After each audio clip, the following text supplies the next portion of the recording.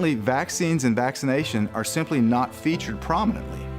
Now let's go back to what Dr. Tenpenny mentioned earlier. She mentioned the term vaccine hesitancy. Now, what exactly is this? According to the World Health Organization, vaccine hesitancy refers to the delay in acceptance or refusal of vaccines despite availability of vaccination services. Let's listen to Dr. Tenpenny once more to get the full context of her statement.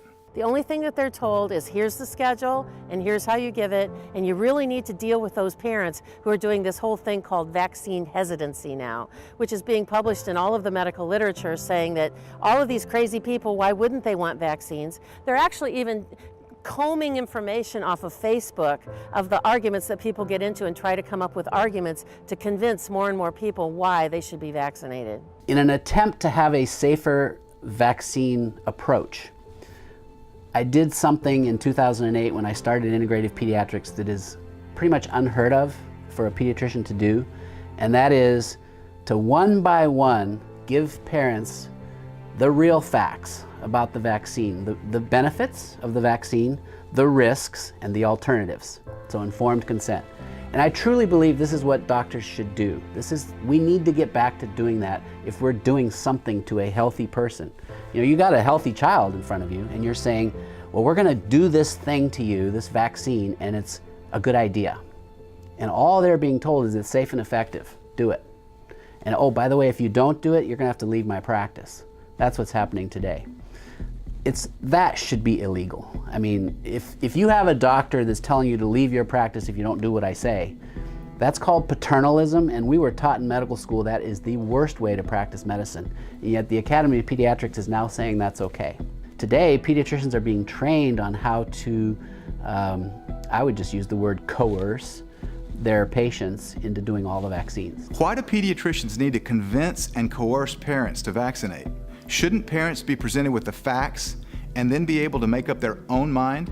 Did you know that the AAP, the American Association of Pediatricians, actually has an entire website page dedicated to teaching physicians how to persuade vaccine-hesitant parents?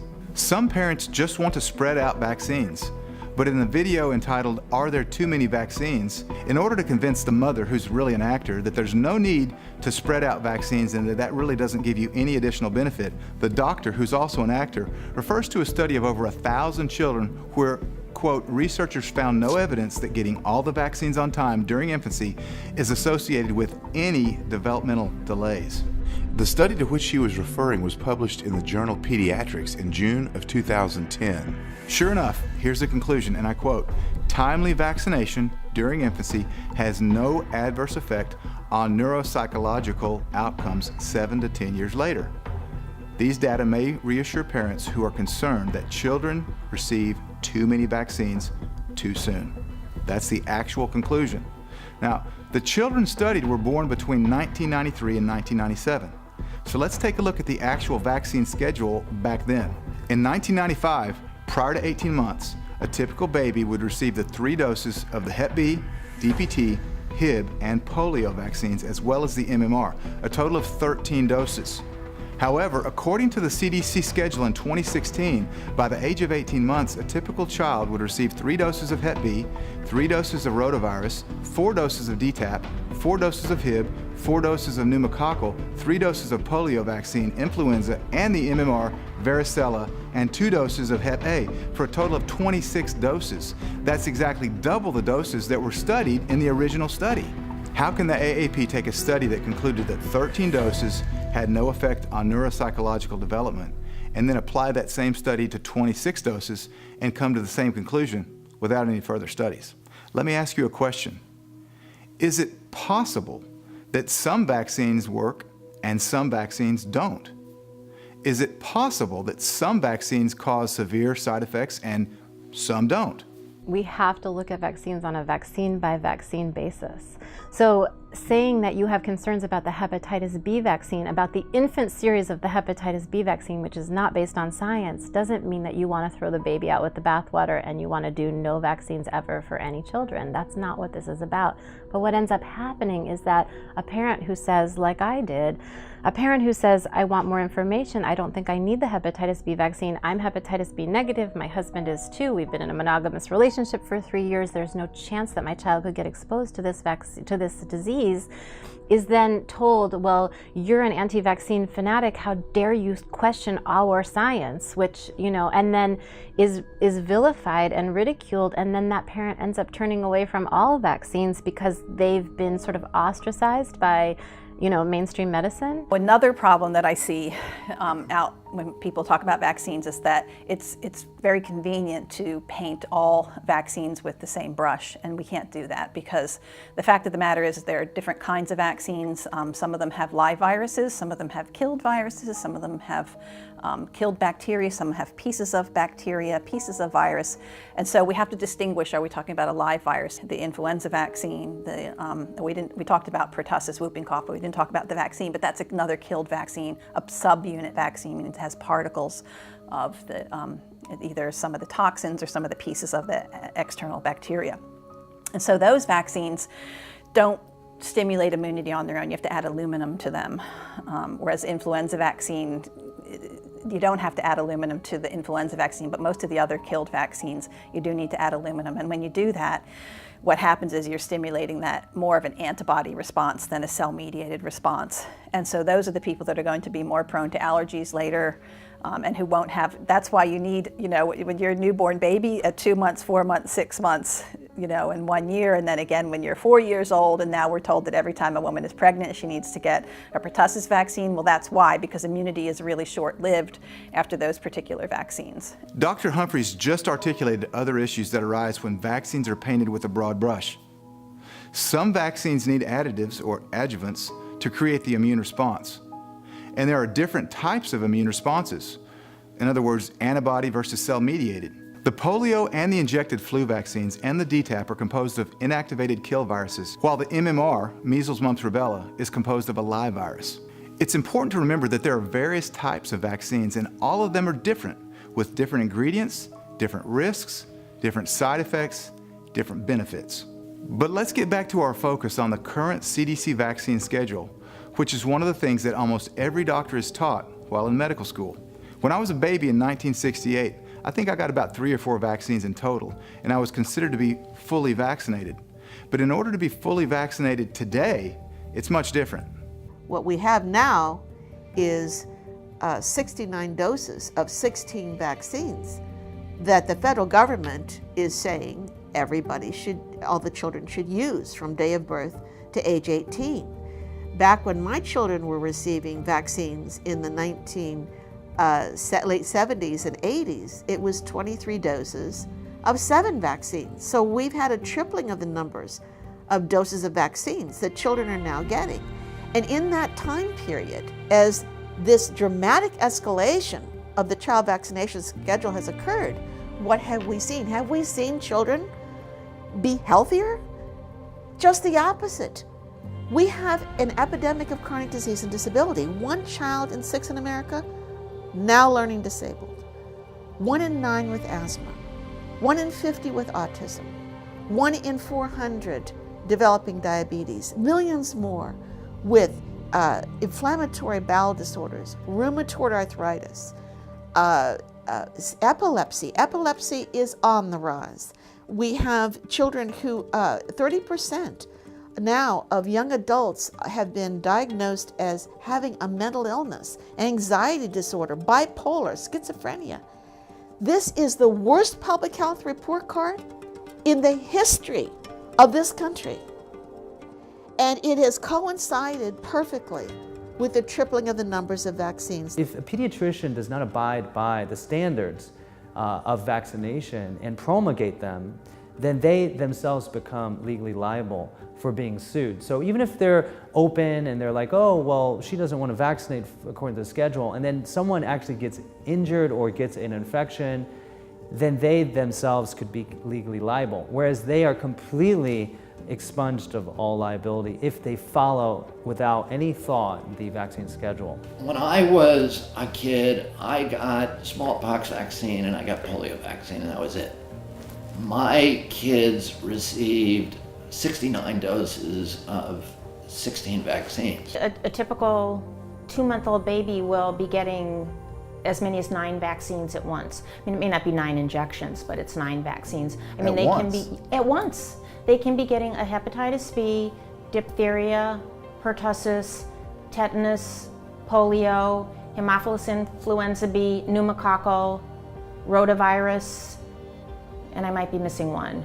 I'm pro-vaccine. I had all 6 of my kids vaccinated. I think vaccines have saved millions of lives, and I just accepted the dogma that they were safe, and that's what the science said. I started looking at the science, and I started calling people within the agencies. I called Paul Offit, who was a big defender of vaccines, and I called Kathleen Stratton at CDC and other people within the agencies, and I started questioning them. And their answers, they gave me the answers that they gave to the public, but I was informed about the science. And when I started drilling down with them on the science, it was clear that not only that the science they were citing me was bogus, but that they knew that it was weak, and they were unwilling to defend it in front of informed criticism.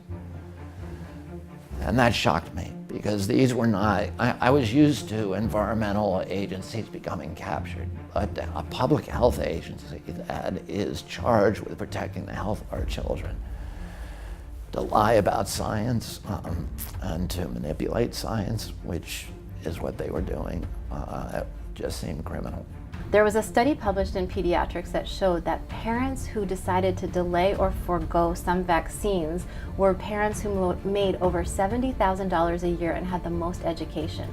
So why is it that the best educated parents who have the highest socioeconomic income are choosing to delay some vaccines?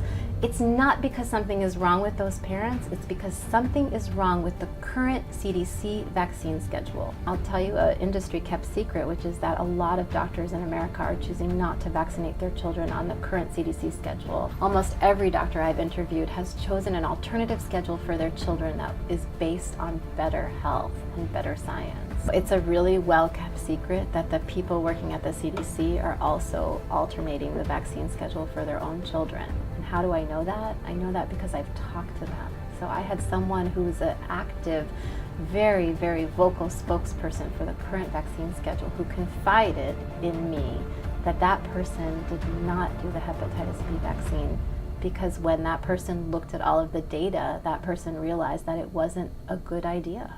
So here we have public health officials screaming from the rooftops that parents must do this vaccine schedule exactly as it is put out by the CDC, while themselves in their own families are choosing not to follow it. Whenever I have a doctor who I talk to who says I alternate the schedule, I say, would you share that? Can I use your name? And they say, I don't want to lose my job. Or I don't want people to know, or I'm choosing not to do these vaccines because I know they're not effective, or I know they're not necessary, but you can't let anybody know. And I'm a journalist, and I'm bound to journalistic ethics, and I could never reveal who those people are, but I can tell you that I have spoken to them myself, and they have told me the truth. And the truth is that they are alternating the schedule in their own families for their own children.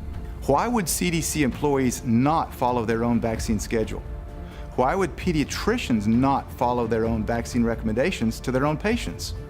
In medical schools across the globe, physicians are taught that the current CDC schedule has been proven to be safe and effective.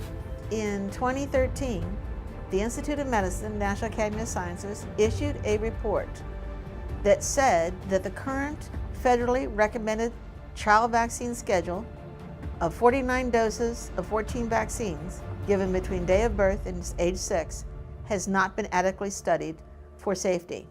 And one of the issues was that the vaccines may have been studied separately, but they have not been studied in the combined schedule, including giving 8 to 10 vaccines on one day. So that is something the Institute of Medicine has acknowledged. The federal government disagrees, But I think everybody needs to understand that child vaccine schedule has not been adequately studied for safety. Fewer than 40 studies have actually studied the schedule. That's not enough studies to prove that that schedule is safe or effective. Plus there haven't been any studies at looking at the synergistic effects of the ingredients. So if you have one metal, what does it do to the body? If you have one metal and another metal, what does that do to the body? If you have one metal, and antibiotics, what does that do to the body? And it's already been shown that metal detoxification in the presence of antibiotics is diminished versus metal detoxification without antibiotics. You have metal, antibiotic, then you have microorganism. What is the synergistic effect of that? So none of those amplified studies or the look at the amplification of one ingredient's effect on another have ever been done. The studies in this book, Miller's Review of Critical Vaccine Studies, this book, there's 400 studies in here. And these are studies, most of these studies are recent studies. These are all studies that are showing problems with vaccines, because I got tired of hearing medical doctors saying there are no studies that show that vaccines are a problem, that vaccines are unsafe. What are you talking about? That is an outright lie. There are hundreds, if not thousands, of studies published in peer-reviewed journals documenting safety and efficacy problems associated with vaccines. The consensus around vaccines is just like tobacco science. You know, would we have fought for tobacco science? There was a time when every doctor was saying smoking cigarettes is good for you, or at least it's not bad for you. I mean, that existed, and the industry was just paying for tons and tons of science to be done that supported that issue. That's what's happening in vaccines. Back in the 50s, doctors were promoting this brand, right? Smoke Camel or whatever, and the doctors were telling you, it's good, it'll relax you, it'll help you. The tobacco companies back then knew. They had their own data. They knew that tobacco was a carcinogen, that there were problems. And once we did the huge studies, followed millions of people over years, decades, I mean, everybody today knows, right? I mean, everybody knows tobacco is a leading killer. We need to do those same sorts of studies for vaccines. We do need to do more studies on vaccines and more testing. While the CDC recommends polio, hepatitis B, diphtheria, tetanus, pertussis, rotavirus, Haemophilus influenza type B, and pneumococcal vaccines for 2, 4, and 6-month-old infants, this combination of 8 vaccines administered during a single physician visit was never tested for safety in clinical trials. In addition, the CDC report entitled Mixed Exposures Research Agenda states exactly the opposite and concluded that mixed exposures to chemicals, including pharmaceuticals and stress factors, may produce unexpected deleterious health effects. In the executive summary, we read this, and this is a quote: "Exposures to mixed stressors can produce health consequences that are additive, synergistic, antagonistic, or can potentiate the response expected from individual component measures." Did you know that since the late 1980s, vaccine manufacturers cannot be sued? The vaccine makers have been protected by Congress under the Vaccine Injury Act. The anger and the rage that whites in my audiences I've attended, blacks and Latino mothers, they said, wait a minute, we can't sue them? I mean, even those that I have met that are pro-vaccine, when you let them know that the vaccine makers cannot be sued, even they say, wait a minute, I'm against what you're here for, but I ain't for that. You telling me that I can't sue the vaccine makers if it's proven that vaccine injured my child? I said, no. That's right. They're indemnified. You can't touch them. One of the first red flags that scares me the most about vaccines is that they remove any potential for litigation against any damage from vaccines. What that tells you is that they don't have the science set up properly. The original vaccinations, the toxins or whatever they wanted to call them, to try to put a tiny little bit of a disease into you so that that would get your immune system to become aware of that and used to that, and then therefore fight it off and be stronger. That principle is actually a fairly sound principle. But when it came to making money and getting everyone to get vaccinated for all manner of things when it wasn't required. It became a money scheme. As children, we were injected with all manner of poisons. I remember when I was a kid, I couldn't figure it out. One day my eye drooped. Remember my eye drooping? Directly related to a vaccination. My eye drooped permanently. Vaccinations are irresponsible the way that they're done. If they were responsible, if they made absolutely sure that there was no possibility of a negative side effect, and that if they didn't do their due diligence properly, that they could be litigated against, fair is fair. They don't do those things. There's so many red flags around vaccinations. You have the vaccine manufacturers pretending that they were having production problems and going to Congress and saying, we need to upgrade our plant, our physical plant, to make more of this, but we're not going to spend the money because we're getting sued. And if we're going to get sued, if we're going to spend the money to make a product to get sued, it doesn't make sense for us business-wise. We're dropping out of the vaccine business. And all of the vaccine manufacturers went to Congress and told them, we're dropping out of the business unless you do something to make it so that we can stay in the business, which is where the Vaccine Compensation Program, the Vaccine Act, the Vaccine Court, the things that you've heard so many things about around this area over the past few days. That's where the whole idea came from. It came from the manufacturers who could no longer defend themselves, and Congress saying we need to protect the vaccine supply. I think the choice at that time was was not an irrational choice by Congress, given the alternatives that they were presented. And the alternative was that I think the calculus was based upon the idea that at that point there was so much litigation against the vaccine companies that the pharmaceutical industry was considering abandoning vaccines altogether. Okay. So Congress, and I think vaccine companies went to Congress and said, we're going to stop making vaccines, and that's going to be a national security problem, because if there's a bioterrorism attack or if there is an epidemic, there's going to be no factories that are up and running that can create new vaccines that can respond to those national emergencies. And so if you want us to continue to make vaccines, you're going to have to give us immunity from litigation. And that's what happened. If you're a